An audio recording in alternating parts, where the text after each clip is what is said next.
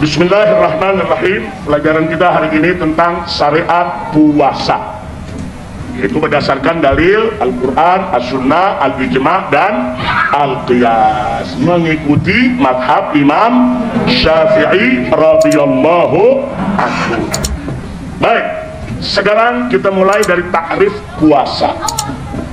Takrif itu artinya, Bu, definisi, makna, arti. Apa sih arti puasa sebetulnya? Lughatan wastilahan, baik secara lughah itu maksudnya secara bahasa, secara etimologi. Nah, sedangkan secara istilah itu maksudnya secara terminologi. Nah, perhatikan di sini, kita lihat di papan sana atau di layar. Yang dimaksud dengan puasa secara bahasa adalah al-imsak an-syai', kalaman kana au ta'aman. Jadi yang dimaksud dengan puasa itu adalah menahan diri dari sesuatu. Kalau kita menahan diri dari sesuatu, itu namanya puasa. Baik menahan diri dari ucapan, menahan diri dari perbuatan, atau menahan diri dari makan dan minum, itu secara bahasa namanya puasa. Ada disebut puasa bicara, ada yang disebut puasa politik. Puasa politik artinya dia udah nggak bicara politik dulu. Ada lagi juga yang bicara puasa makan atau puasa minum. Tapi secara istilah, secara terminologi, puasa itu adalah al-imsak anil muftirat min tulu'il fajri ila ghurubis syamsi ma'an niyah. Nah, ini menarik. Jadi puasa itu adalah menahan diri, al-imsak anil muftirat, dari segala sesuatu yang membatalkan puasa. Nah, apa saja membatalkan puasa? Nanti sebentar lagi akan kita uraikan. Jadi dia menahan diri dari apa saja yang membatalkan puasanya. Dari waktunya dari kapan? Min tulu'il fajri, dari terbitnya fajar. Terbit fajar itu bukan terbit matahari, Bu, ya. Bu, Ibu, jangan salah tafsir. Terbit fajar bukan terbit matahari. Terbit fajar itu masuk waktu subuh. Nah, masuk waktu subuh itu disebut terbit fajar. Kalau terbit matahari lain lagi. Puasa mulai dari terbit fajar, bukan dari terbit matahari. Nah, kemudian sampai kapan? Ila ghurubis syamsi, sampai tenggelamnya matahari. Masuk tenggelam matahari, masuk waktu maghrib. Nah, jangan lupa ma'an niyah, harus dengan niat. Kalau nggak ada niat nggak sah. Jadi puasa harus dengan niat. Jadi kalau orang menahan diri dari segala sesuatu yang membatalkan puasa, mulai dari terbitnya fajar sampai tenggelam matahari dengan niat, itulah yang dimaksud dengan puasa. Alhamdulillah. Baik, sekarang sejenak kita lihat sejarah puasa. Sejarah puasa, bahwa puasa ini ibadatun qadimah, syariatun qadimah. Puasa ini adalah suatu ibadat yang sudah ada sebelum zaman Nabi Muhammad SAW. Jadi umat terdahulu juga ada kewajiban puasa, walaupun ada perbedaan waktunya, ada perbedaan jumlah harinya, tapi substansi makna puasa itu sudah ada dari syariat umat sebelum Nabi Muhammad SAW. Nah, sementara di zaman Nabi SAW, puasa Ramadan itu baru diwajibkan di bulan Sya'ban tahun kedua Hijriah. Jadi pada saat di kota suci Mekah, puasa belum wajib, Bu. Puasa Ramadan belum wajib. Waktu Nabi hijrah 1 tahun pertama masuk Ramadan, belum wajib untuk melaksanakan puasa Ramadan. Nah, masuk tahun kedua Hijriah di bulan Sya'ban, turun perintah Allah Subhanahu wa Ta'ala tentang kewajiban puasa. Nah, kira-kira sampai di sini jelas tidak? Nah, disitulah di tahun kedua Hijriah baru diwajibkan puasa atas umat Nabi Muhammad SAW. Tapi perlu kita catat, pertama kali puasa itu diwajibkan, itu wajibnya masih wajib mukhayyar. Nah, artinya wajib mukhayyar, mau puasa boleh, enggak puasa enggak apa-apa, tapi bayar fidyah. Jadi orang yang sehat juga enggak apa-apa enggak puasa, asal bayar fidyah. Nah, itu diuraikan oleh Allah Subhanahu wa taala dalam surat Al-Baqarah ayat 183 sampai 184. Jadi pada saat kita dengar ya ayyuhalladzina amanu kutiba alaikumusiyam kama kutiba alal ladzina min qablikum la'allakum tattaqun. Pada saat ayat itu turun, ya puasa Ramadan memang sudah diwajibkan. Tapi di ayat berikutnya dijelaskan. Nah, dijelaskan bahwa orang-orang yang mampu tapi nggak mau puasa, nggak apa-apa, tapi wajib bayar fidyah. Nah, jelas gak Bu? Kenapa nggak langsung diwajibkan saja, nggak pakai bayar fidyah? Supaya umat Islam nggak kaget, ini puasa 1 bulan penuh. Jadi ternyata puasa itu diwajibkannya secara bertahap. Nah, begitu turun ayat 185, saudara, di mana Allah menyatakan faman syahida minkumus syahra falyasumhu, barang siapa yang menyaksikan masuknya bulan Ramadan maka wajib dia puasa bulan Ramadan tersebut. Baru umat Islam wajib puasa Ramadan. Yang kuat wajib, nggak boleh bayar fidyah. Nah, kira-kira jelas tidak? Nah, itu sekedar sejarah supaya kita tahu. Tapi untuk umat Nabi sekarang tentu puasa Ramadan itu sudah diwajibkan 1 bulan penuh. Mudah-mudahan kita termasuk minas saimin was saimat. Amin ya rabbal alamin. Nah, itu dari Al-Quran. Nah, sementara di dalil sunnah kita tahu pada saat Nabi ditanya oleh malaikat Jibril, akhbirni anil Islam, Jibril mengatakan alaihissalam kepada Nabi kita Muhammad sallallahu alaihi wasallam, akhbirni anil Islam, kabarkan kepadaku tentang apa itu Islam. Nah, Nabi menjawab alaihi salatu wasallam, Islam itu adalah antas hada Allah ilaha illallah wa anna muhammadar rasulullah wa tuqimas shalah wa tasuma ramadan. Nah, jangan lupa tuh.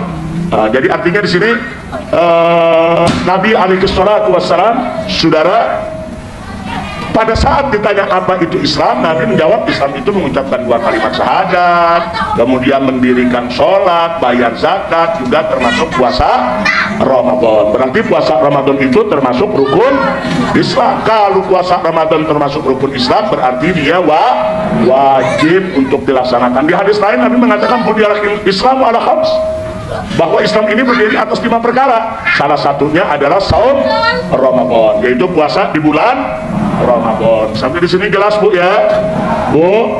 Jadi puasa itu termasuk rukun Islam. Kalau gitu wajib gak puasa Ramadan? Wajib. Dan ini termasuk usul Bu ya, bukan furu.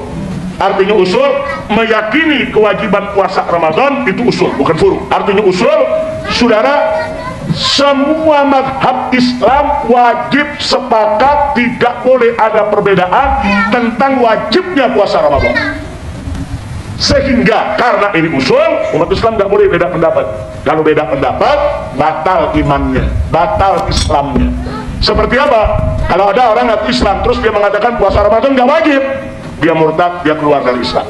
Jadi kewajiban Ramadan, percaya akan wajibnya puasa Ramadan, itu masalah usuluddin, itu masalah pokok agama, tidak boleh kita ingkari. Kira-kira jelas gak Bu? Tapi di dalam masalah Ramadan memang banyak hukum furu, ada perbedaan pendapat, saudara. Nah, itu masalah furu. Kalau perbedaan pendapat tentang apa saja membatalkan puasa, ada perbedaan pendapat, itu furu. Nggak apa-apa beda pendapat selama ada dalil yang bisa dipertanggungjawabkan. Tapi wajibnya puasa Ramadan itu bukan furu, nggak boleh ada perbedaan pendapat, itu usuluddin, semua harus menerima. Nah, sampai di sini jelas tidak? Alhamdulillah. Nah, sekarang kita masuk syarat wajib puasa. Yang ke syarat wajib puasa, perhatikan Bu ya, syaratnya ada syarat wajib, ada syarat sah. Ada syarat wajib, ada syarat sah. Yang kita pelajari pertama, syarat wajib puasa. Yang pertama, Islam. Jadi yang wajib puasa Ramadan itu adalah orang beragama Islam. Selain Islam, nggak wajib, saudara. Nah, kira-kira jelas tidak? Jadi jangan maksa-maksa orang di luar Islam untuk puasa, nggak perlu, saudara. Ngajak juga nggak perlu, apalagi maksa, saudara. Nah, nggak perlu, karena yang kena kewajiban puasa Ramadan adalah umat Islam. Yang kedua, balik. Artinya balik sudah dewasa. Anak-anak belum wajib. Yang sudah wajib puasa yang balik. Nah, ukuran balik untuk anak laki-laki saudara, salah satu di antara dua, mana lebih dulu? Apakah dia bermimpi dulu yang menyebabkan dia junub, hadas besar, atau dia sudah mencapai usia 15 tahun Qamariyah, 15 tahun Hijriyah? Jadi kalau anak lelaki umur 15 tahun sempurna Hijriyah, belum pernah mimpi, belum pernah junub, tetap sudah dewasa. Tetap sudah dewasa. Berarti apa? Dia mukallaf secara syar'i. Dia wajib melaksanakan segala perintah Allah. Oh, kira-kira jelas gak, Bu? Jadi kalau ibu punya anak udah umur 15 tahun, itu anak ibu nggak usah ditanya lagi sudah mimpi atau belum. Kalau udah 15 tahun, ya sudah, dia sudah dewasa. Nah, jelas kira-kira ya. Tapi kalau ada anak laki-laki umur 12 tahun sudah mimpi, belum 15 deh, katakan 12 tahun sih dia sudah mimpi, dan dia sudah ngerti, dia sudah junub, dia sudah hadas besar, maka anak tersebut sudah dewasa. Nah, jadi anak laki salah satu tuh, mimpi dulu apa 15 tahun dulu, kira-kira jelas gak, Bu? Nah, kalau anak perempuan juga ada dua ukuran, yang mana lebih dulu? Haid dulu atau 15 tahun dulu? Bu, tunggu dulu, Bu. Anak perempuan sama dengan anak laki, ada dua ketentuan. Kalau anak perempuan sudah haid, belum berusia 15 tahun, tapi sudah 9 tahun lebih, 9 tahun lebih, 9 tahun atau 10 tahun atau 11 tahun, dia sudah haid. Begitu dia haid, dia sudah dewasa. Jelas, Bu? Terus ada anak perempuan sampai 15 tahun Hijriyah, belum haid, tetap dia sudah dewasa. Nah, jadi jangan sampai ibu nanti punya anak umurnya udah 15 tahun tapi belum haid. Karena si anak belum haid, terus ibu menganggap ini anak masih kecil terus, akhirnya masih kecil, belum wajib. Enggak, kalau sudah 15 tahun Qamariyah, mau anak laki mau anak perempuan pasti sudah dewasa. Kira-kira jelas gak, Bu? Tapi sebelum 15 tahun, kalau anak laki sudah hadas besar, junub, sudah mimpi, dia dewasa. Kalau anak perempuan sebelum 15 tahun sudah haid, berarti dia sudah dewasa. Tapi salah, minimal 9 tahun. Nah, jadi kalau 8 tahun sudah haid, itu bukan haid. Nah, itu istihadah, itu darah penyakit. Buru-buru tuh anak bawa ke dokter. Bu, kalau ibu punya anak perempuan belum 9 tahun, tahu-tahu sudah haid, buru-buru bawa ke dokter. Itu bukan haid, itu istihabah, itu darah penyakit, ada kelainan, segera berobat. Tapi kalau sudah 9 tahun lebih anak ibu haid, ibu jangan kaget, karena memang anak perempuan itu batas minimal daripada usia haidnya adalah 9. Sayyidatuna Aisyah radhiyallahu taala anha, istri kita punya Nabi, itu awal haidnya 9 tahun.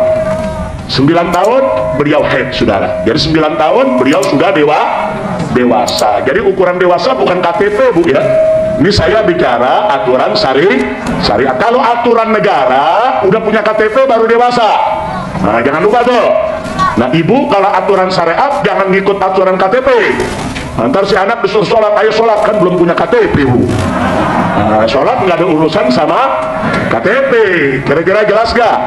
Jadi kalau KTP itu urusannya urusan administrasi kenegaraan. Nah, pokoknya udah waktu 17 tahun bikin KTP, karena banyak administrasi kenegaraan memerlukan KTP. Nanti mau urus BPJS, mau urus sekolah, mau apa segala macam, itu perlu KTP. Tapi urusan sholat jangan hanya KTP. Nah, pokoknya usia anak ibu sudah 15 tahun sempurna tahun Hijriyah Qamariyah, maka anak ibu sudah dewasa. Maksudnya sudah dewasa, udah wajib sholat 5 waktu, udah wajib puasa Ramadan, udah wajib tuh semua. Udah nggak boleh berbuat maksiat. Kalau dia maksiat dia dosa. Kalau belum dewasa dia nggak dosa. Kalau belum dewasa dia nggak sholat, dia nggak dosa. Tapi kalau sudah balik dia nggak sholat, dosa. Kira-kira jelas gak, Bu? Baik, lanjut sekarang yang ketiga. Syarat wajib puasa yang ketiga, akil. Apa arti akil? Berakal. Jadi orang gila enggak wajib puasa. Kira-kira sampai di sini jelas? Saya ulangi sekali lagi, syarat puasa yang pertama apa? Orang bukan Islam wajib gak puasa? Syarat yang kedua puasa apa? Anak kecil wajib gak puasa? Syarat yang ketiga apa? Berakal. Orang gila wajib gak puasa? Enggak. Jadi kalau ada orang merasa dirinya Islam, akil balik, wajib puasa. Kira-kira jelas? Kalau ada orang laki-laki ngaku Islam, ngaku udah dewasa, ngaku berakal, tapi nggak puasa, patut dicurigai. Bu, kalau dia nggak puasa, patut dicurigai. Mungkin dia bukan Islam, tapi dia ngaku saya Islam. Mungkin dia belum balik. Oh, saya udah jenggotan. Oh, mungkin gila jadi. Jadi kalau ada laki-laki dewasa nggak puasa, jangan-jangan kita bilang bukan Islam, dia ngaku enggak, saya Islam, dia kata saya Islam.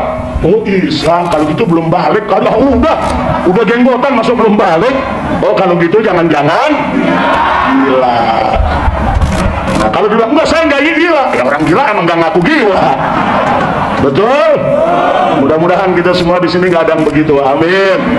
Amin ya Rabbal Alamin. Nah sekarang syarat yang keempat, perhatikan Ibu. Tidak ada uzur larangan puasa. Jadi kalau seseorang tidak ada uzur larangan puasa, maka dia wajib puasa. Apa uzurnya? Maksudnya uzur larangan puasa, kalau ada uzur ini memang dia nggak boleh puasa, saudara. Atau dia nggak wajib puasa. Siapa itu pertama? Perempuan yang sedang haid.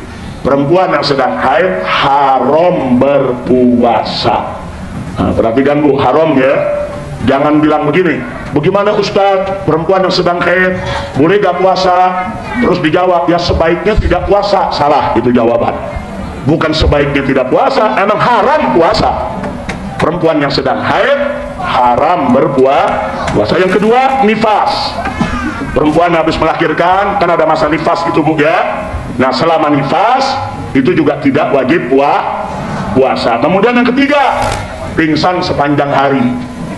Nah, jadi dari sebelum subuh dia pingsan, bangun habis maghrib. Nah, ada tuh puasa. Kalau pingsannya sebentar, dari siang hari dia pingsan sebentar, jatuh, kemudian sadar lagi, itu masih nggak mengapa. Tapi kalau sepanjang hari pingsan, tidak wajib puasa. Begitu juga mabuk sepanjang hari atau gila sepanjang hari, saudara, tidak wajib puasa. Kira-kira jelas tidak?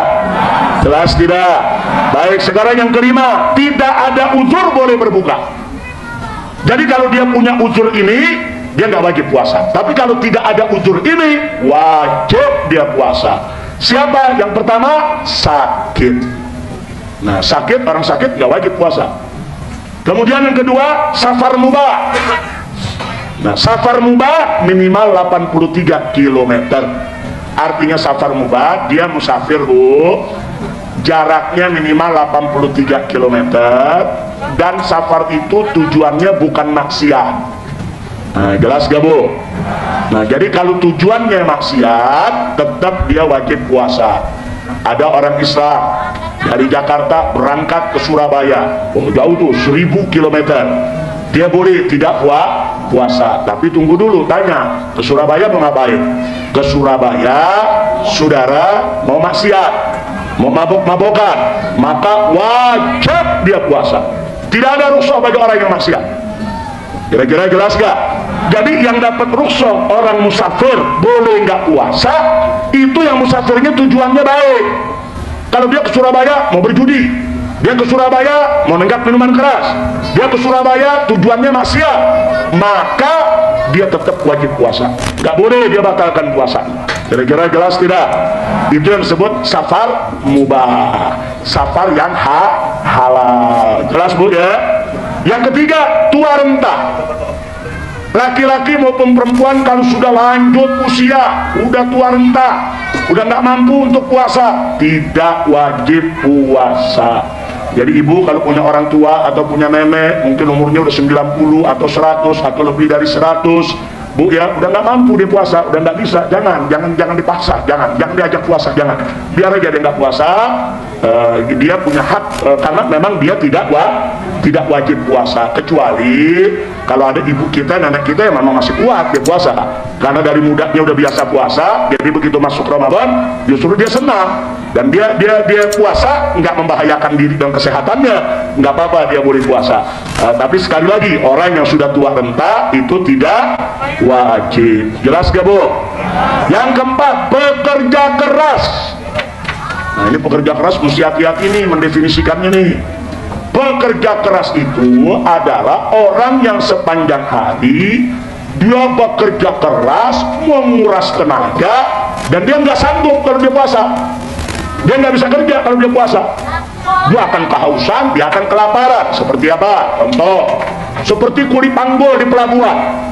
Nah, dia nurunin nurunin beras atau nurunin karung itu, Bu, sekali angkut 50 kilo dia bawa, kemudian dia lempar ke atas truk, balik lagi, keringat bercucuran, haus luar biasa, dan dia nggak bisa, dia harus kerja, kalau nggak diberhentikan, kalau nggak dia nggak dapat gaji, kalau nggak nanti keluarganya nggak makan.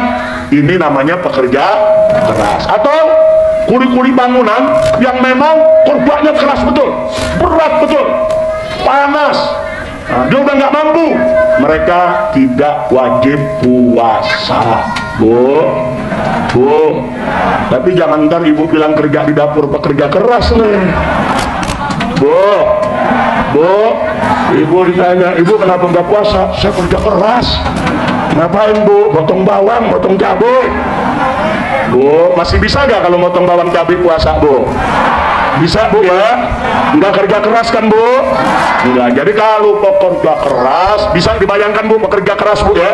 Dia betul-betul keras, dia tidak wajib puasa. Baik, nah ini syarat wajib. Nah, cuman nanti ada babnya. Kalau mereka nggak wajib puasa, mereka wajib nggak bayar fidyah, atau wajib nggak mereka qadha? Nanti ada pembahasannya. Insya Allah. Sampai di sini dulu. Jelas tidak nih? Paham? Syarat wajib puasa ada 5. Yang pertama, Islam. Yang kedua, yang ketiga, yang keempat, tidak ada uzur larangan. Yang kelima, tidak ada uzur boleh berbuka. Jadi kalau ini syarat terpenuhi, wajib orang tersebut untuk puasa. Nah, sekarang syarat sah, Bu, ya. Tadi syarat wajib. Nah, jadi orang sakit itu tidak wajib puasa, tapi kalau orang sakit mau puasa boleh gak? Boleh, kalau tidak membahayakan dirinya. Nah, tapi sah gak puasanya? Puasanya sah, cuma dia tidak wajib. Baik, kayak musafir kalau mau puasa boleh gak, Bu? Boleh, cuman dia tidak wajib. Kalau dia mau puasa, saya kuat deh, saya puasa, boleh. Nah, terus kalau pertanyaannya, mana lebih afdal, musafir itu puasa atau tidak puasa? Tergantung. Kalau perjalanannya jauh, melelahkan, nguras tenaga, maka tidak puasa lebih afdal daripada puasa. Nah, Bu, dia tidak puasa lebih afdal daripada dia puasa. Kenapa? Karena rukhsah itu kan keringanan, kan diberikan oleh Allah. Allah suka kalau keringanannya itu dipakai. Jadi innallaha yuhibbu an tu'ta rukhasuhu kama yuhibbu an tu'ta azaimuhu. Jadi Allah itu suka sekali keringanan yang Allah berikan itu dipakai, digunakan. Sebagaimana Allah juga suka kalau kita itu ibadah seperti biasa, normal, saudara. Tapi kalau Allah sudah berikan rukhsah, pakai rukhsahnya, jangan nggak dipakai. Nah, maka itu orang yang musafir, jaraknya jauh, melelahkan, kuras tenaga, apalagi yang musafir usianya udah tua, atau setengah tua, melelahkan dia, sebaiknya nggak usah puasa. Nah, ini biasanya terjadi nih kalau lagi akhir pulang kampung nih. Kalau mau pulang kampung tuh naik kereta, ada naik dari jendela, Bu. Ayo, betul, Bu. Ada anaknya dioper ke istrinya lewat jendela, ayo ngaku, ada gak? Saya tanya, itu perjalanan begitu melelahkan gak? Melelahkan, ngantrinya, dompet-dompetannya, saudara. Wah, capeknya bukan main. Kalau sudah begitu nggak usah puasa, Bu. Nggak apa-apa, minum aja, makan aja, nggak usah puasa. Tapi kalau perjalanannya, Bu, nggak terlalu jauh, yang musafir masih muda, mobilnya pakai AC, capek gak? Capek gak? Kalau yang begitu, puasa lebih baik bagi dia. Kira-kira jelas gak, Bu? Jadi lihat, kalau perjalanannya melelahkan, kuras tenaga, umurnya udah cukup, saudara, maka tidak puasa lebih baik daripada puasa. Tapi kalau umurnya masih muda, masih gagah, kuat, perjalanannya nggak terlalu jauh, pakai kendaraannya enak, ada AC, nggak melelahkan, maka sebaiknya tetap puasa. Kira-kira jelas gak? Ibu, jelas semua? Baik, sekarang syarat sah puasa. Syarat sah puasa ada 4. Pertama, Islam. Artinya kalau ada orang kafir, dia pengen puasa, itu urusan dia, hak dia, silakan aja. Tapi hukumnya dalam Islam tetap tidak sah. Nggak sah puasa orang kafir. Nah, jadi ini namanya syarat sah. Yang kedua, tamyiz. Apa itu tamyiz, Bu? Tamyiz ini, Ibu, ada 3 makna. Perhatikan, Bu, ya. Tamyiz yang pertama, kalau anak kecil sudah paham omongan orang dewasa dan bisa ngejawab. Nah, itu yang pertama tuh. Jadi anak kecil ditanya, enak, siapa nama kamu? Dijawab. Kamu tinggal di mana? Dijawab. Kamu suka apa? Dijawab. Jadi kalau dia sudah bisa berbicara, nah ini yang pertama, maka anak tersebut sudah tamyiz. Dia belum balik, tapi sudah tamyiz. Itu pengertian yang pertama. Yang kedua, kalau anak tadi sudah bisa membedakan antara korma sama bara api, bainat tamroh wal jamroh. Jadi kalau kita taruh nih korma, kita taruh bara api, kira-kira tuh anak pilih yang mana? Bara api kan ngalah tuh. Biasanya anak kecil tuh kalau ngeliat cahaya begitu kan demen tuh. Nah kalau dia pilih bara, berarti dia belum tamyiz. Kalau dia udah bisa bedain, oh ini bahaya nih, kalau yang ini manis nih, yang ini bahaya nih, dia nggak mau pegang yang bahaya, itu namanya anak sudah tamyiz. Kira-kira jelas gak, Bu? Yang ketiga, tamyiz yang ketiga adalah kalau anak tersebut sudah bisa makan sendiri, minum sendiri, mandi sendiri, cebok sendiri, pakai baju sendiri. Nah kalau dia udah bisa, berarti dia sudah tamyiz. Jadi di antara ulama ada 3 pendapat tuh. Ada ulama yang mengatakan tamyiz itu kalau sudah bisa memahami ucapan orang dan bisa menjawab. Ada lagi ulama yang bilang enggak, tamyiz itu kalau sudah bisa bedakan mana yang bahaya, mana yang enggak, mana yang baik, mana yang buruk. Tapi ada juga ulama mengatakan enggak, tamyiz itu kalau dia udah bisa mandi sendiri, cebok sendiri, kemudian dia bisa makan sendiri, minum sendiri, itu baru tamyiz. Nah jadi sekali lagi, dan ada juga ulama yang ngambil 3-3-nya. Jadi mana lebih dulu yang dia dapat, ya dia sudah tamyiz. Walaupun banyak ulama mengatakan yang paling kuat yang ketiga, kalau dia sudah bisa ngurus diri sendiri, itu namanya tamyiz. Biasanya anak-anak tamyiz itu sekitar umur 7 tahun, Bu. Antara 6-7 tahun biasanya mereka sudah tamyiz. Cuman ukuran tamyiz banyak ulama dia nggak ambil dari umur, tapi diambil dari 3 tadi tuh. Apakah dia bisa menjawab dan memahami omongan orang, apakah dia bisa membedakan mana yang bahaya dan tidak bahaya, atau apakah dia udah bisa ngurus sendiri atau belum. Nah kalau salah satu udah bisa lakukan, insya Allah dia sudah tamyiz. Nah artinya anak yang sudah tamyiz puasanya sah, walaupun dia belum wajib. Dia belum wajib tapi sah puasanya. Sholatnya juga sah tuh. Kalau dia sholat maghrib, zuhur, asar udah tamyiz, sah. Bahkan anak yang tamyiz udah boleh jadi imam. Kalau dia bacaannya bagus, dia tahu rukun sholat, dia tahu adab sholat, dia tahu aturan sholat, dan hafalan Qur'annya bagus, dia boleh jadi imam sholat. Itu kalau dia sudah tamyiz. Kira-kira jelas gak, Bu? Bu, jelas, Bu? Yang dimaksud tamyiz jelas. Baik, yang berikutnya akil. Tadi orang gila nggak wajib untuk puasa. Kenapa? Karena memang puasa orang gila tidak sah. Loh, kenapa tidak sah? Karena puasa perlu niat. Niat orang gila itu juga tidak sah. Niat dari orang kafir tidak sah. Niat dari orang gila juga tidak sah. Baik, yang keempat, tidak ada uzur larangan puasa. Kalau ada uzur tidak sah. Seperti satu perempuan yang haid, tetap ngotot mau puasa. Begitu dia puasa, puasanya nggak sah. Karena memang orang perempuan haid haram dia puasa. Jadi kalau dia paksakan dirinya puasa, puasanya tetap tidak sah. Begitu juga nifas. Nah, perempuan yang nifas puasanya tidak sah. Jadi nggak usah puasa, jangan memaksakan diri untuk puasa. Nah, lalu yang berikutnya, yang pingsan sepanjang hari atau gila mabuk sepanjang hari. itu juga nggak sah puasanya. Jadi kalau dia ngaku saya puasa, loh kamu puasanya bagaimana? Sebelum subuh saya pingsan, sadarnya pas maghrib, puasanya tidak sah. Kira-kira jelas gak Bu? Jelas semua? Alhamdulillah. Sekarang rukun puasa. Rukun puasa, perhatikan baik-baik, hanya ada 2. Rukun puasa cuma 2 Bu. Yang pertama, niat. Yang kedua, menahan diri dari yang membatalkan puasa mulai dari fajar sampai maghrib. Itu rukun yang kedua. 2 rukun ini ada, puasanya sah. Bu, maksudnya sah di sini dia tidak wajib qadha, sah secara fikih. Tapi kalau pertanyaannya secara akidah, nanti lain lagi. Sah secara akidah maksudnya diterima, dapat pahala dari Allah Subhanahu wa Ta'ala. Kadang-kadang ada orang puasa, dia punya rukun udah lengkap, niatnya ada, yang kedua rukunnya dia kerjain, tapi Allah nggak terima. Dia nggak wajib qadha, tapi Allah nggak terima dia punya puasa. Nah seperti apa? Seperti orang yang puasa tapi nggak sholat, seperti orang yang puasa tapi tetap maksiat, seperti orang yang puasa tapi sambil puasa dia ghibah, ngomongin orang, ngejelekin orang. Nah itu puasanya sah secara fikih, dia tidak wajib qadha.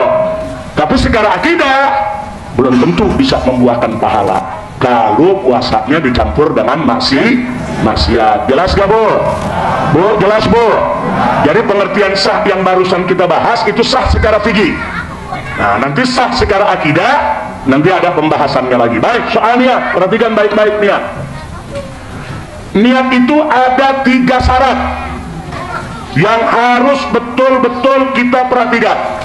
Niat puasa, ini kita bicara niat puasa. Yang pertama, tabyid. Nah artinya tabyid, niat itu dibaca di malam hari, khusus puasa Ramadan. Puasa Ramadan kalau niatnya sudah lewat subuh tidak sah, kecuali puasa sunnah. Kalau puasa sunnah Bu, niat di pagi hari masih boleh. Ibu bangun nih jam 7 pagi, kayaknya anak puasa nih hari semalam nggak ada niat puasa. Dari subuh ibu nggak makan, nggak minum, kalau jam 8 pagi kayaknya nih beneran hari Senin mau puasa aja hari. Boleh kalau puasa sunnah. Kalau puasa Ramadan nggak boleh. Puasa Ramadan niatnya harus tabyid, harus dari malam hari. Kira-kira jelas gak? Baik, yang kedua takyin. Nah artinya takyin harus disebutkan bahwa kita memang puasa Ramadan. Nah itu shauma Ramadan. Ada yang nanya, harus nggak pakai fardhan? Kan di situ ada fardhan dah, lillahi ta'ala. Untuk puasa Ramadan nggak mesti pakai fardhan. Kenapa? Karena kalau sudah disebut Ramadan, ya pasti wajib. Tanpa disebut fardu pun pasti wajib. Tapi kalau sholat, kayak kita usolli, umpamanya kita mau sholat maghrib. Kalau kita bilang usolli sholat al maghrib, nggak sah. Kenapa? Karena maghrib ada fardunya, ada sunnahnya. Nah, jangan lupa tuh, ada gobliyahnya, ada ba'diyahnya, mesti disebut fardunya. Tapi kalau puasa Ramadan saya mau tanya, ada sunnahnya nggak? Nggak ada. Ada nawaitu apa namanya shauma sunnata Ramadan ada. Yang namanya Ramadan pasti wajib. Nah karena dia pasti wajib, saudara cukup niat nawaitu shauma Ramadan. Nah, cukup. Tapi kalau mau lengkap nawaitu shauma Ramadan atau nawaitu kita mau ini kan an ada apa namanya shauma Ramadan atau ya nawaitu shauma ghadin an ada fardhi syahri Ramadan hadhihi sanati lillahi ta'ala boleh. Tapi minimal kita niat nawaitu shauma Ramadan. Dan itu bukan di mulut Bu, itu harus ada di dalam hati. Niat di hati saja tanpa di lisan sah. Niat di lisan saja tanpa di hati tidak sah. Niat di lisan dan di hati juga afdol. Kira-kira jelas gak? Jelas gak Bu? Jelas gak Bu? Nah jadi niat itu pertama takyid, kedua takyid. Yang ketiga tikrar. Apa maksudnya tikrar? Dalam mazhab Imam Syafi'i, puasa Ramadan itu niatnya harus diulang setiap malam. Ibu harus diulang setiap malam. Tapi dalam mazhab Imam Malik, ini supaya ibu tahu nih, perhatikan Bu. Dalam mazhab Imam Malik, ini ahlu sunnah juga, niat puasa Ramadan cukup sekali saja di awal bulan, tidak mesti setiap malam. Nah, kalau ada yang nanya, Habib, ini Imam Malik kan gurunya Imam Syafi'i, Imam Syafi'i kan muridnya Imam Malik, kok bisa beda pendapatnya? Atau kenapa sih ulama beda pendapat? Nah, ini beda pendapat Ibu karena dasar pemikirannya juga berbeda. Mari kita lihat. Kenapa Imam Malik mengatakan niatnya sekali? Karena menurut Imam Malik, Allah berikan kita wajib puasa Ramadan itu sebulan. Nggak mungkin kita niat puasa hanya sehari, hanya 2 hari, hanya 3 hari. Wajibnya udah sebulan. Nah, sehingga puasa Ramadan itu menurut mazhab Imam Malik menjadi satu kesatuan tak terpisahkan. Jadi nggak bisa dipisah antara 10 hari dengan yang 20 hari, nggak bisa dipisah. Karena ini satu kesatuan yang tidak terpisahkan, maka niatnya cukup 1 kali. Menurut pendapat siapa tuh, Bu? Mazhab siapa tuh? Imam Malik. Nah, sekarang mazhab Syafi'i, kenapa dituntut setiap malam? Mazhab Syafi'i mengatakan betul, kewajiban puasa Ramadan itu memang 1 bulan, satu kesatuan yang tidak terpisahkan. Nggak boleh ada orang niat cuma setengah bulan. Tapi kata mazhab Syafi'i, dalam pelaksanaannya ternyata setiap hari puasa di bulan Ramadan itu ibadatun mustaqillah, itu merupakan ibadah yang berdiri sendiri. Apa buktinya? Nah, ini buktinya. Saya mau tanya, Bu, Ibu mau puasa Ramadan, udah puasa 23 hari, datang mens. Berarti kan Ibu nggak puasa tuh 7 hari. Saya tanya, 23 hari batal nggak? Batal nggak 23 hari? Enggak. Yang 23 hari Ibu puasa udah sah. Yang 7 hari Ibu nggak puasa memang karena ada halangan. Nah, makanya Imam Syafi'i bilang dia, kalau dia menjadi satu kesatuan, satu batal, semua batal. Itu namanya satu kesatuan. Kalau ini berarti nggak satu kesatuan. Atau ada anak muda puasanya bolong-bolong, hari pertama dia puasa, hari kedua puasa, hari ketiga dia nggak puasa. Nah, saya mau tanya, yang hari pertama kedua dia puasa sah nggak? Sah. Yang ketiga dia nggak puasa, ya dia dosa kalau dengan sengaja. Atau kayak ada orang yang sakit-sakitan, 5 hari dia puasa sehat, sakit lagi 3 hari dia nggak puasa, puasa lagi 2 hari dia sehat, nggak puasa lagi 3 hari. Nah, sekarang saya tanya, hari-hari dia puasa sah nggak? Sah. Makanya Imam Syafi'i bilang, kalau begitu puasa Ramadan tiap hari itu ibadah tersendiri, bukan menjadi satu kesatuan. Kalau satu kesatuan, satu batal, batal semua. Kira-kira jelas gak? Jelas gak? Masuk di akal gak? Jadi dalilnya Imam Malik bagus, dalil Imam Syafi'i juga bagus. Nah, sekarang bagaimana dengan kita di zaman sekarang ini nih? Nah, kalau kita ikut mazhab Imam Syafi'i, tiap malam kita wajib niat. Sekali nggak niat, besok nggak sah puasanya. Nah, muncul pertanyaan, kalau lupa bagaimana? Kalau lupa bagaimana nih? Ibu-ibu sekarang banyak lupa. Wah, ada yang lupa karena kebanyakan anak, Bu. Ya, Bu. Ada yang lupa banyak utang, Bu. Nah, sekarang kalau lupa bagaimana? Maka gara-gara lupa besok nggak puasa. Nah, sekarang para ulama kita ngasih solusi. Bagus solusinya, Bu. Solusinya apa? Di awal Ramadan niatkan puasa 1 bulan, seperti mazhab Imam Malik. Niatkan, saya puasa 1 bulan. Nawaitu shauma Ramadan hadhihi sana syahran kamilan. Aku niat puasa Ramadan tahun ini full 1 bulan. Nah, habis itu baru niat buat besok. Nawaitu shauma ghadin an adai fardhu syahr Ramadan hadhihi sanati lillahi ta'ala. Besok niat lagi begitu, lusa niat lagi begitu. Suatu ketika kita lupa, insya Allah yang niat sebulan itu dari awal itu nutup lupanya kita, insya. Nah, saya tanya, kalau begitu perbedaan pendapat ulama nikmat tidak? Indah tidak? Nah, ini salah satu rahmat perbedaan pendapat ulama di situ.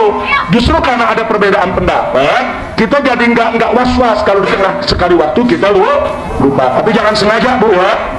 Bu, jangan sengaja di tengah bulan udah nggak usah niat lagi, udah ini bulan pertama, itu sengaja, Bu. Kalau sengaja nggak sah. Nah, tapi kalau lupa, insya Allah niat di awal pertama menjadi penutup. Sampai di sini jelas tidak? Jadi besok di awal Ramadan kita niatin buat sebulan dulu, paham tidak? Nah, niatin. Kalau nggak bisa bahasa Arabnya, bahasa Indonesia nggak apa-apa. Ya Allah, aku niat saja, aku berniat puasa bulan Ramadan sebulan penuh karena Allah. Nah, niatan aja, fardu karena Allah. Udah niatin. Nah, jadi kita niatkan saja, paham Bu ya? Baik. Nah sekarang kalau kita sudah niatkan begitu, jangan lupa setelah itu ibu niat buat esok harinya. Setuju? Jelas? Jadi yang mazhab Imam Malik cuma awal bulan, cuma sekali. Nggak usah dibaca tiap malam, nggak usah. Nah yang tiap malam baca yang biasa digunakan dalam mazhab Imam Syafi'i. Paham Bu? Baik, itu niat. Sekarang yang kedua. Yang kedua, menahan diri dari yang membatalkan mulai fajar sampai dengan maghrib. Jadi kita menahan diri dari apa saja yang membatalkan puasa. Pertanyaannya, apa saja yang membatalkan puasa? Satu, lihat di layar, makan dan minum. Yang kedua, masuknya benda terlihat mata ke rongga tubuh melalui lubang normal. Nanti nih kita bahas nih. Jadi kalau ada suatu benda masuk ke rongga tubuh kita, apakah masuk lewat apakah masuk lewat kemaluan belakang atau lewat kemaluan depan, ada benda yang dimasukkan, apakah itu obat yang dimasukkan? Kan ada penyakit-penyakit kalau orang kejang itu dimasukkan dari dubur itu obatnya. Nah itu semua membatalkan puasa. Atau ngorek kuping, nah, sampai ke dalam ngorek, itu rongga, itu namanya rongga. Ada sesuatu yang dimasukkan ke rongga, nanti kita bahas. Itu membatalkan puasa. Kemudian yang ketiga, nomor 2 nanti kita bahas. Langsung yang nomor 3 dulu, muntah dengan sengaja. Bu, kalau muntah tidak sengaja nggak batal puasa. Nah, terusin aja, yang penting begitu habis muntah ke kumur, buang apa yang ada di mulut sebisa yang kita bisa, lanjutkan puasa. Tapi kalau muntah dengan sengaja dimasukkan jarinya biar enak, biar mual, karena perutnya muntah dengan sengaja, puasa batal. Jelas Bu? Nah begitu juga yang keempat, lagi puasa tahu-tahu haid, lagi puasa tahu-tahu melahirkan atau nifas. Nah maka itu juga membatalkan puasa. Kemudian yang kelima, gila dan murtad. Lagi puasa tiba-tiba gila, saudara. Nah gila itu juga membatalkan puasa. Murtad, di tengah puasa dia murtad, dia keluar dari Islam, walaupun setelah itu dia balik lagi ke Islam. Begitu murtad, batal puasanya. Jelas Bu? Nah yang ke-6 yaitu jima dan istimna, melakukan hubungan intim. Jadi mau suami istri, apalagi yang berzina, yang suami istri saja melakukan hubungan intim membatalkan puasa. Atau melakukan istimna. Istimna itu ada istilah onani, masturbasi, mengeluarkan mani, tapi tidak melakukan hubungan intim. Nah ini juga membatalkan puasa kalau dilakukan dengan sengaja. Jadi kalau ada orang mimpi, begitu mimpi, dalam mimpinya dia mengeluarkan mani, junub, saudara, dalam mimpi, kemudian menyebabkan dia keluar mani, begitu dia bangun, dia lihat, dia junub, hadas, puasanya tidak batal. Kenapa? Karena tidak sengaja. Kalau sengaja baru batal. Kira-kira jelas gak Bu? Jelas gak Bu? Nah sekarang mari kita lihat yang membatalkan puasa, yang nomor 2. Nah yang nomor 2 mari kita urai. Masuknya benda terlihat mata. Bu, perhatikan, benda terlihat mata, benda terlihat mata dengan sengaja. Masuknya benda terlihat mata dengan sengaja ke dalam rongga tubuh, ke dalam rongga tubuh melalui lubang normal. Nah di sini lubang normal kita berikan tanda. Mari kita lihat yang sebelah kiri. Benda terlihat mata, satu seperti benda padat, betul Bu? Benda padat kelihatan nggak? Kelihatan. Bubuk kelihatan. Jeli, cair, asap kelihatan. Aroma nggak? Saya tanya, kelihatan nggak? Aroma nggak kelihatan. Nah, jadi aroma dia nggak masuk nih. Yang terlihat mata itu kita lihat tuh, gas kelihatan. Gas kalau dalam tabung cair kelihatan, tapi kalau dia udah nguap nggak kelihatan. Bu, Jelas? Nah sekarang lubang normal. Lubang normal dalam badan kita ada berapa, Bu? Satu, telinga. Telinga ada berapa lubang? Dua. Kemudian yang kedua, hidung. Hidung ada berapa lubang? Dua. Kemudian yang ketiga, tenggorokan. Ada lubang tenggorokan, ada kerongkongan. Ada jalur yang buat ke paru-paru, ada jalur yang buat ke lambung. Nah itu ada di tenggorokan kita.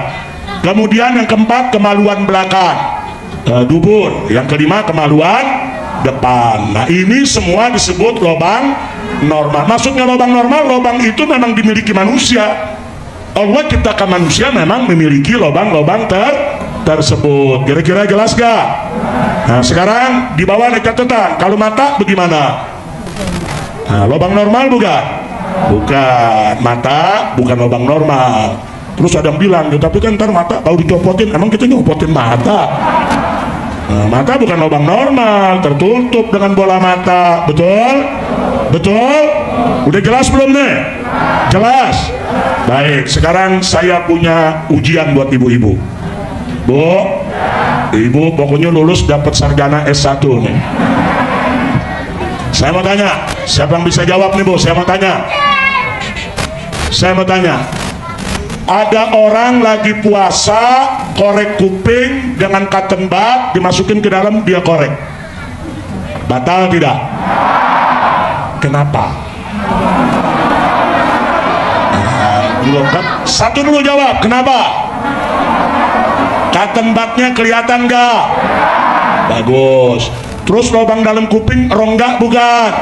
Rongga. Kemudian lubang kuping ini lubang normal bukan? Nah, ada tiga tuh. Kenapa batal? Satu, karena cotton budnya kelihatan, masuk ke lubang normal, masuk ke dalam rongga. Jelas gak? Ayo, kalau lagi puasa ada ngorek-ngorek kuping gak? Ayo Bu, ada ngorek-ngorek kuping gak? Nah, baik, sekarang yang kedua. Bu, kemarin lagi COVID ada yang diobok-obok gak hidungnya? Hah? Ada yang diobok-obok gitu hidungnya. Ngaku, ada gak? Banyak ya? Nah, apa tuh namanya? PCR? Swab? Bu, swab batal gak puasa? Ayo, batal gak? Kenapa batal? Satu, alat swabnya kelihatan gak? Masuknya lewat lubang normal gak? Di depan aja apa sampai ke dalam? Ke dalam apa nyesek ya? Hah? Berarti batal gak? Batal. Makanya bulan puasa kalau mau swab jangan siang hari. Nah, minta di malam hari. Kira-kira jelas gak? Jelas gak? Nah, tapi kalau dia cuma nih kuping daerah luar nggak apa-apa. Kalau kuping nih daerah luar nih Bu nggak apa-apa. Hidung nih daerah luar nggak apa-apa. Belum rongga. Kalau sudah masuk ke dalam, itu masuk ke dalam rongga tubuh. Kira-kira jelas gak? Jelas gak? Nah, baik, sekarang saya tanya lagi yang berikutnya. Kita kumpulin ludah dalam mulut kita sampai seliter kali gitu. Saya papan lu sampai kaget. Maksudnya ngumpulin ludah dikit Bu, liter sih kebangetan kali ya. Kumpulin ludah dalam mulut, kita telan, batal gak? Batal. Kenapa batal?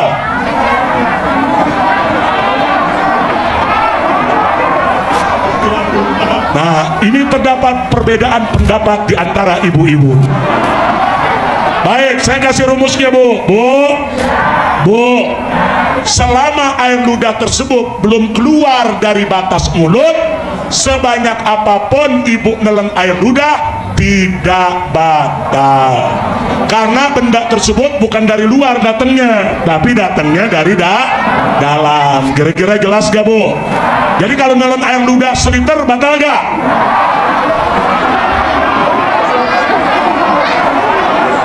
Bu, nah, syaratnya apa tadi? Sebelum keluar dari batas. Nah sekarang kalau keluar, contoh nih Bu, maaf nih Bu ya, kumpulin ludah, keluar kemari. Begitu kemari diginiin nih, dia sedot lagi, dia telan, batal gak? Batal. Kenapa batal? Karena ludah yang di luar dimasukkan ke dalam. Kira-kira jelas gak? Air ludah kelihatan gak? Masuknya lewat lubang normal gak? Masuk rongga gak? Masuk. Begitu gitu. Telan. Batal. Kira-kira jelas? Baik. Pertanyaan berikutnya, subuh waktu sahur. Ibu makan daging, makan emping, makan tahu, makan tempe, belum sikat gigi, masuk waktu fajar, berarti sudah puasa. Nah lagi puasa, udah puasa deh, lidah main-main di gigi, kayaknya ada daging nih, atau ada bekas tempe. Nah begitu dikorek lidahnya keluar, dia telan. Batal gak? Batal gak? Kenapa batal? Karena bekas tempe, bekas daging itu kelihatan gak? Kelihatan mata. Masuknya lewat lubang normal gak? Terus nyelonong gak ke rongga? Sengaja gak? Batal. Bu, itu bukan hanya lagi bulan Ramadan. Ibu sholat malam begitu batal. Gak boleh, karena sholat itu juga mesti puasa. Gak boleh minum dalam sholat, gak boleh makan dalam sholat. Makanya orang sholat diajarkan untuk apa? Bersiwak. Kenapa bersiwak? Supaya nggak ada sisa makanan. Lagi sholat nih bu. Batal sholatnya, bu.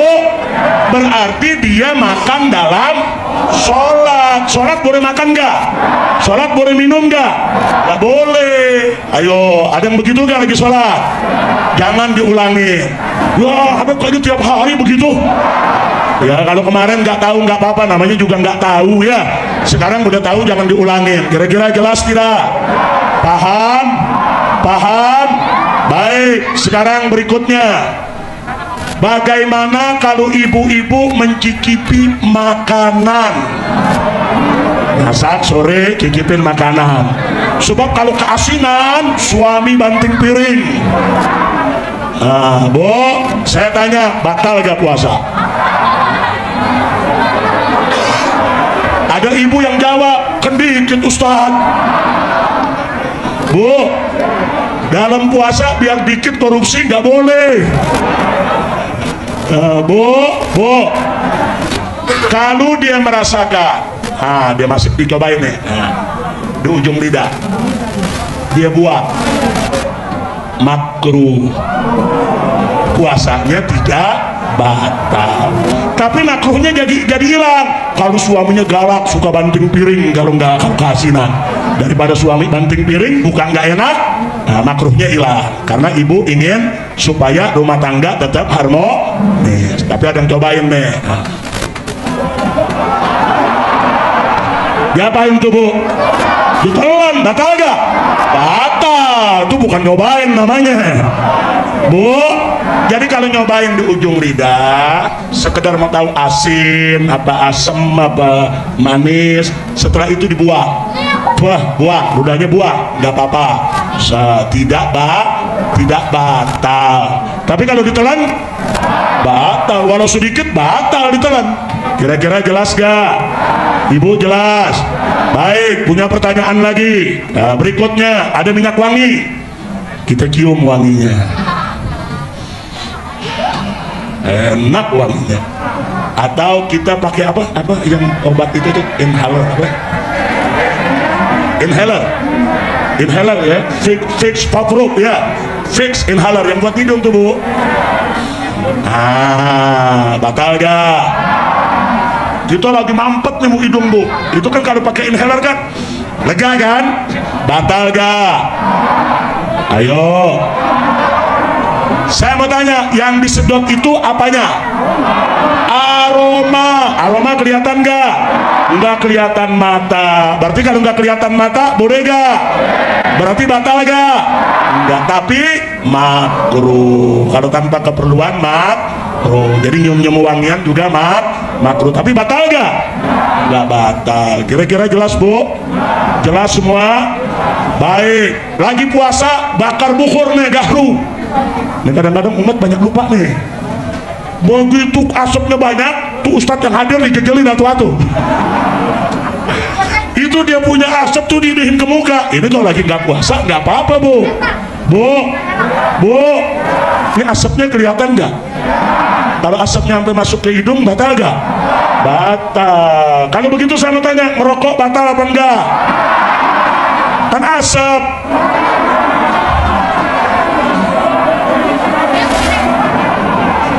Udah gitu ada yang begitu diisap keluar dari hidung. Ada gak yang begitu? Ayo, batal gak? Kenapa batal? Asap kelihatan gak? Masuk lewat lubang normal tidak? Masuk ke rongga gak? Kalau begitu ngerokok batal tidak? Wah, ibu udah jadi ahli fikih semua. Alhamdulillah, subhanallah, udah jadi ahli fikih semua deh. Besok-besok kita nggak usah ngajar lagi Habib. Ibu-ibu aja udah yang ngajar. Alhamdulillah. Kira-kira jelas gak? Nah sekarang yang berikutnya, disuntik. Ayo, batal gak? Hah? Disuntik. Suntikannya kan kelihatan, cairannya kelihatan. Disuntik tidak masuk lewat lubang normal, berarti tidak batal, kecuali yang ulama perdebatkan infusan. Kalau infusan itu memang sengaja dia membuat lubang dimasukkan ke jalan darah. Nah kalau itu diperdebatkan, ada yang bilang batal, ada yang bilang nggak batal. Tapi al-khuruj minal khilaf, keluar dari perbedaan, jangan kita kerjakan kalau tidak terpaksa. Beda bu ya, suntik menginfus beda bu ya. Bu, jadi kalau gitu divaksin batal gak? Vaksin diapain tuh vaksin? Disuntik, batal gak? Enggak. Kalau di swab, batal. Baik, bulan puasa saya mau tanya, ibu sakit telinga pakai obat tetes, batal gak? Kan berobat bu. Bu, baik, obat tetesnya cairan, kelihatan, masuk ke lubang normal, masuk ke rongga, jadi batal gak? Batal. Jelas bu ya, walaupun itu namanya berobat tetap batal. Baik, ibu sakit pilek pakai obat tetes di hidung, batal gak? Kenapa? Masuk ke rongga, betul? Baik, pertanyaan berikutnya, ibu sakit mata pakai obat tetes mata sampai tenggorokan terasa pahit, batal gak? Hah? Batal. Kenapa batal? Obat tetesnya kelihatan mata lewat lubang normal? Enggak. Ayo, lewat lubang normal gak? Lewat mana dia? Berarti enggak batal ibu. Tapi di tenggorokan terasa, itu sarafnya yang kerja. Bu, jelas gak? Paham semua? Nah jadi itu tadi tuh, masuknya benda terlihat mata dengan sengaja ke dalam rongga tubuh melalui lubang normal. Baik, orang sakit ambeien, dia pakai obat dimasukkan lewat tuburnya, batal gak? Kenapa? Obatnya kelihatan masuk lewat lubang normal dan masuk ke dalam rongga tubuh. Baik, maaf saya mau tanya, kalau ibu-ibu yang lagi puasa kemudian pasang spiral, batal gak puasa? Kenapa batal? Ada benda yang terlihat mata dimasukkan ke dalam rongga tubuh lewat lubang normal. Kira-kira jelas gak? Tapi kalau ibu udah pasang spiral dari sekarang, kemudian besok puasa, puasanya sah gak? Sah. Ini saya lagi bicara orang lagi puasa dipasangin spiral. Jelas gak bu? Ibu semua jelas? Hanif punya pertanyaan buat ibu-ibu? Ayo Habib Alwi punya pertanyaan sama Habib Muhammad Habsyi? Ayo. Baik, ada pertanyaan, pakai celak mata batal gak? Enggak. Pakai bibir merah enggak batal, tapi dijilat. Terus ditelan berasa wangi lipstik, ayo batal gak? Batal. Kira-kira jelas gak? Ibu jelas semua? Baik, sekarang ibu lagi jalan di jalanan, ada bis liwat, knalpotnya hitam, keluar ke muka kita semua. Udah muka jidat hitam, wah masuk lagi buka hidung kita. Batal gak? Batal gak?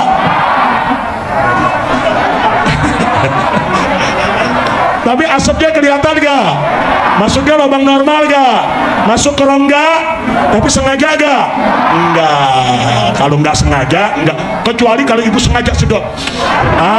Enaknya kenal pot bis nih. Ibu sengaja sedot, ya ibu batal. Ya, paham kan? Nah sekarang Habib Hanif punya pertanyaan.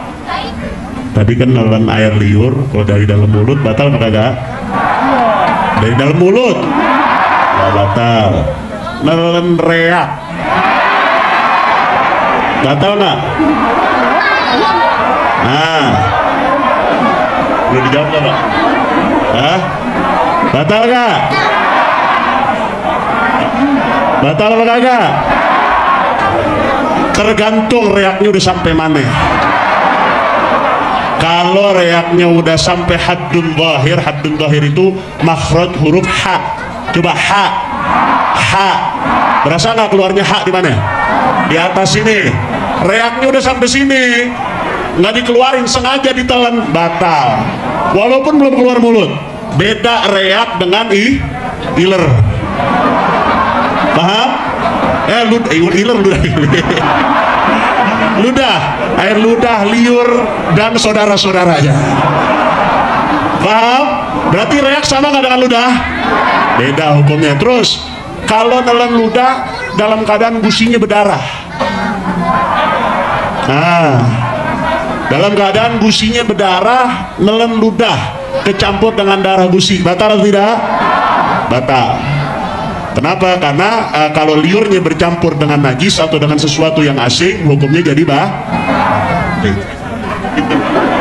Ada tambahan, sedot ingus. Bu, ya kehidupan sehari-hari kan begitu Bu, betul? Ayo ingus di sini sedot.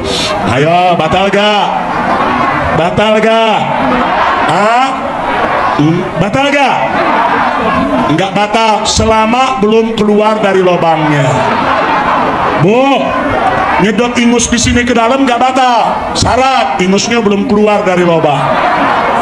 Kalau ingusnya keluar udah sampai sini nih, Bu, ingus udah sampai sini, dia sedot sekuas tenaga, masuk lagi Bu, bisa Syarifah apa? Waduh. Udah cukup Bu ujiannya Bu ya. Udah paham semua kan? Alhamdulillah. Jam berapa nih? Oh ya, Bu, sikat gigi bagaimana? Batal gak? Makruh. Kalau kita pakai odol sikat gigi dalam mulut kita, nah, sampai kita masuk air ke kumur bersih, nggak ada yang ditelan, batal gak? Nggak, tapi begitu sikat gigi ada yang ketelan, nah, batal gak? Batal. Tapi saya mau tanya, kalau orang istinsak, tahu istinsak? Masukin air ke hidung bagi puasa, keluarin lagi, itu masuk ke rongga tuh Bu, batal gak? Batal gak? Nggak batal Bu. Istifna, kenapa? Karena itu sunnahnya wudhu. Jadi kalau kita kerjakan yang sunnahnya wudhu, nggak batal, tapi dengan syarat. Nah, dengan syarat jangan mubalaghah, jangan berlebihan, sekedarnya aja. Paham Bu? Itu kalau yang namanya istinsak itu mau pagi mau siang sama hukumnya, nggak apa-apa, itu sunnah. Yang penting jangan berlebihan. Nah sekarang kalau kita ke kumur, Bu ya, di bulan Ramadan. Nah kalau selama kita tidak mubalaghah, tidak berlebihan, nggak sengaja ada yang ketelan, nggak batal, karena kita lagi melaksanakan sunnah. Kira-kira jelas gak? Jelas gak? Tapi kalau berlebihan tetap batal. Nah lalu kalau bersiwak itu kalau di bulan Ramadan kita lagi puasa sampai sebelum zuhur Bu ya, itu masih sunnah. Tapi setelah zuhur makruh. Nah, kira-kira jelas gak? Nah sekarang kita bersiwak nih di pagi hari, nggak sengaja ada yang ketelan, batal gak? Batal gak? Kenapa nggak batal? Karena kita menjalankan sunnah dan tidak sengaja. Tapi kalau setelah zuhur kita bersiwak, nggak sengaja, ketelan, batal. Kenapa batal? Itu namanya bukan nggak sengaja, itu namanya teledor. Lo kok teledor? Udah makruh dia kerjain. Nah, kira-kira jelas gak?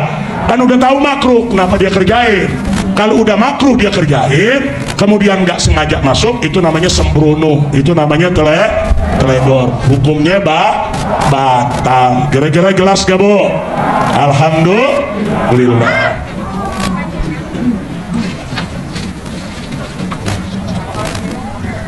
Bu, ini keenakan tanya jawab udah lewat waktu, Bu. Kebetulan jam di situ mati, saya nggak megang jam. Ya Allah, Bu. Udah ringkes aja, jangan ada tanya jawab lagi, Bu, ya. Bu, lihat ada puasa, singkat aja. 1, ada puasa yaitu sahur. Orang yang sahur barokah, dapat pahala. 2, sahurnya diakhirkan. Nah, jadi jangan sahurnya jam 10 malam, Bu. Bu, lebih akhir sahur lebih bagus, paling tidak 1 jam sebelum fajar, sebelum subuhnya 4:30, sahurnya jam 4 umpamanya, atau jam 3:30, Bu. Jangan sampai jam 10 udah sahur, Bu. Sahur sunnah, mengakhirkan sahur juga lebih Yang ketiga, menyegerakan berbuka. Kalau sudah masuk waktu buka, langsung buka, Bu, jangan ditunda. Jangan ntar dulu, begini dulu, begitu dulu. Ibu ada dimanapun, walaupun ada di jalan, batalin. Ada walaupun sekedar air, sekedar korma, batalkan dulu itu puasa. Itu ajaran Nabi kita Muhammad SAW. Yang keempat, menjauhkan maksiat. Lagi puasa, jangan maksiat. Yang kelima, mandi junub sebelum fajar. Jadi kalau ada yang malam hari junub atau suami istri melakukan hubungan intim, usahakan mandinya sebelum fajar. Itu sunnah, ada. Tapi bagaimana kalau mandinya sesudah subuh? Setelah azan subuh baru dia mandi, puasanya sah. Karena apa? Karena dia junubnya kan sebelum masuk puasa. Begitu masuk puasa dia junub, sah dia punya puasa. Tapi afdolnya segera mandi sebelum fajar. Yang 6, tidak kerja keras, jangan kuras tenaga. Jadi di bulan puasa itu jangan. Banyak orang-orang lelaki ini bulan puasa pagi justru pada main bola, pada lari ke sana kemari. Jangan, makruh. Jadi jangan kita kuras tenaga, karena puasa itu bukan untuk berlemah-lemahan, bukan untuk nguras-nguras tenaga, bukan untuk berlemes-lemesan, tidak. Nah, supaya kita kuat puasa, bagus puasa kita, fokus puasa kita, jangan buang tenaga kalau tidak perlu. 7, tidak mencicipi makanan. Nah, Bu. Nah, tapi kalau mencicipi hukumnya kalau nggak ditelan puasanya tidak tapi sunnahnya jangan mencicipi. Jadi kalau ibu udah jago masaknya, udah pinter naruh garam sama gula sama lainnya, nggak usah dicicipi lagi, Bu, insya. Yang ke-8, berdoa saat berbuka puasa. Buka puasa, Bu, jangan kayak orang balas dendam, nungguin azan tuh makanan di depan ada paha 2 paha ayam. Nah, kemudian ada segala macam, Bu, ya. Begitu beduk kedengeran azan, nggak pakai baca doa, langsung dia minum. Jangan, baca doanya, ada adabnya, jangan ditinggal. Baik, yang ke-9, menjamu buka puasa. Bu, menjamu buka puasa itu sunnah yang luar biasa. Makanya di Mekah, di Madinah, kalau yang namanya bulan puasa menjelang maghrib, penduduk asli Mekah, penduduk asli Madinah rame-rame berlomba-lomba bawa makanan, bawa minuman, bawa roti, bawa korma ke dalam masjid. Mereka bawa supra, mereka gelar supra. Setiap orang asing lewat dia paksa diseret-seret supaya duduk di supra dia. Nah, kenapa? Karena dia pengen berlomba untuk memberi makan orang yang buka puasa. Nah, jadi itu sunnah. Makanya ibu kalau ada masjid-masjid di kampung ibu yang suka orang musafir datang, jamaah masjid kumpul, kirimin makanan ke masjid. Kirimin makanan, minuman, kirimin apa saja supaya yang marbotnya bisa ikut nyicipin, yang berjamaah, yang mampir lagi di jalan, Bu, itu pahalanya besar. Yang ke-10, memperbanyak ibadah, insya Allah. Baik, sekarang kodok puasa, Bu, perhatikan. Kodok puasa 1, musafir wajib kodok tanpa fidyah, nggak ada fidyahnya, wajib kodok tanpa fidyah. Musafir nggak puasa bulan Ramadan, ya nanti dia wajib kodok. Berapa hari dia nggak puasa tanpa fidyah. Yang kedua, sakit yang bisa sembuh. Nah, waktu Ramadan dia buang-buang air, bisa sembuh gak? Bisa. Nah, maka dia nggak puasa, nanti di bulan lain wajib kodok tanpa fidyah. Nah, kenapa wajib qadha tanpa fidyah? Karena penyakitnya bisa sembuh. Yang ketiga, sakit yang sulit sembuh. Nah, seperti orang hari ini sakit, makin hari sakitnya makin bertambah.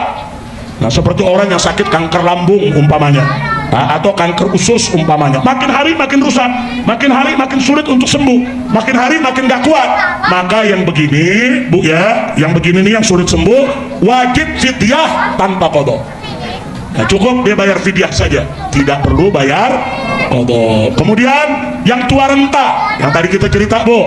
Nah, itu kalau dia udah nggak mampu puasa, nggak usah puasa, cukup bayar fidyah tanpa qadha. Perharinya bayar aja fidyah. Mau bayar fidyah per hari boleh, mau sekaligus sebulan juga boleh, mau bayar di awal boleh, mau bayar di akhir juga boleh. Kemudian yang berikutnya, perempuan yang hamil dan menyusui, ini sama nih, Bu. Perempuan yang hamil dan menyusui, mereka boleh tidak puasa. Lalu mana yang wajib, fidyah atau qadha atau bagaimana? Perhatikan, jika khawatir akan dirinya, wajib qadha tanpa fidyah. Ada ibu hamil atau ibu menyusui ditanya, ibu kenapa nggak puasa? Ya, saya khawatir nanti saya sakit. Saya lagi hamil, saya puasa. Saya lagi menyusui, saya puasa. Nanti sayanya sakit. Kalau dia khawatir dirinya sakit, Bu ya, dia dianggap sebagai orang sakit, sehingga wajib qadha tanpa fidyah. Kira-kira jelas gak? Tapi kalau tuh ibu jawab, ya saya sih kuat, saya mau puasa sebulan juga nggak apa-apa walaupun hamil, saya mau puasa sebulan walaupun nyusui nggak apa-apa, cuman saya khawatir anak saya khawatir nanti janin saya terganggu, nanti janin saya lahir nggak sehat, atau saya khawatir bayi yang saya susui kesian, nanti dia kekurangan susu.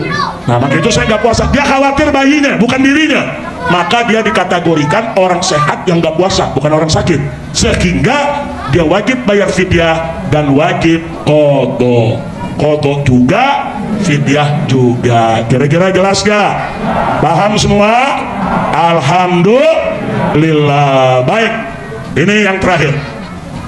Kafarat membatalkan puasa dengan jima, hubungan intim antara suami istri di siang hari bulan Ramadan. Satu, perhatikan ibu, di sini ada kalimat barang siapa pria wajib puasa dengan tahu dan sengaja membatalkan puasa Ramadan dengan jima, maka terkena kafarah. Kafarahnya itu puasa 60 hari berturut-turut. Kalau dia udah puasa 55 hari, besoknya dia nggak puasa, sengaja ulangin lagi dari awal. Kecuali kalau besoknya dia sakit, nggak apa-apa. Kira-kira jelas gak? Nah, ini siapa yang kena kafarah? Satu, pelakunya pria, wanita nggak kena. Yang kena pria, wanita nggak kena. Jelas Bu ya, jangan mentang-mentang nggak kena goda laki. Kesian lakinya Bu, 2 bulan. Yang kedua, kondisi si pria tadi wajib puasa, bukan yang lagi nggak wajib. Kalau si pria tadi sakit, dia nggak wajib puasa, tapi dia paksain puasa, kemudian dia melakukan hubungan intim, Bu, dia nggak kena kafarah, karena puasanya bukan puasa sedang dalam posisi wajib. Nah, seperti orang musafir nggak wajib. Nah, kira-kira jelas gak? 3, tahu hukum. Nah, kalau dia nggak pernah ngaji, dia nggak tahu tuh hukumnya seperti itu, belum kena kafarah. Jadi kalau dia nggak tahu, ya kasih tahu. Nah, kalau udah tahu, kena kafarahnya. Jelas? Yang keempat, sengaja. Nah, kalau nggak sengaja, istrinya lupa, suaminya lupa. Nah, kali awal Ramadan Bu, sama-sama lupa, nggak ada ngingetin. Udah selesai baru ingat, oh iya ini Ramadan kan. Nah, saya tanya, sengaja aja tuh? Nggak sengaja. Yang nggak sengaja nggak kena kafar. Yang sengaja kena. 5, pembatalan puasanya dengan jima. Jadi memang dia lagi puasa, kemudian dia lakukan hubungan intim, jadi puasanya batal karena hubungan intim, itu yang terkena kafarah. Tapi kalau dia dari tadi dia sudah buka puasa, dia udah makan, dia udah minum, dia sengaja nggak puasa, tahu-tahu dia melakukan hubungan intim, nggak kena kafarah. Kenapa?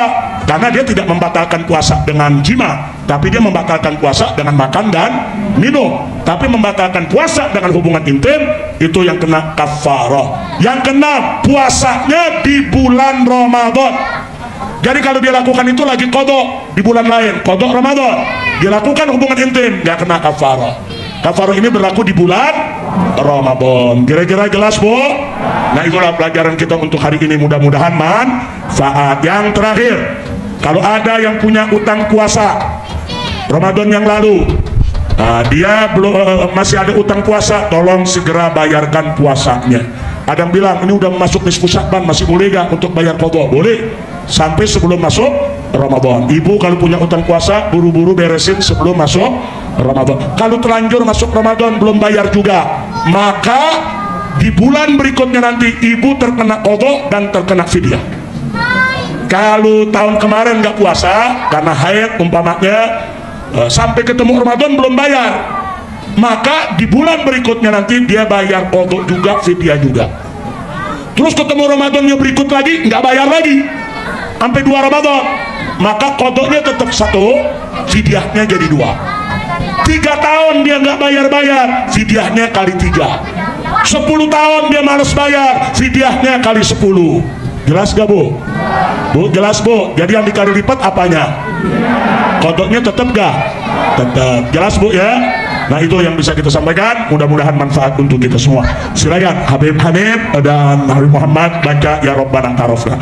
Maaf Bu, karena waktunya memang sengaja kita kejar dalam penutupan ini supaya ibu-ibu punya bekal menghadapi bulan Ramadan. Nah saya mau tanya, kira-kira pelajaran hari ini jelas tidak? Nanti Ramadan bisa diamalkan tidak? Insya Allah. Nanti kalau ibu-ibu punya pertanyaan di bulan Ramadan, tanya aja kepada anak-anak saya salah satu, siapa saja, kirim WA ke mereka, nanti kita akan jawab insya Allah. Itu saja, terima kasih. Wassalamualaikum warahmatullahi wabarakatuh.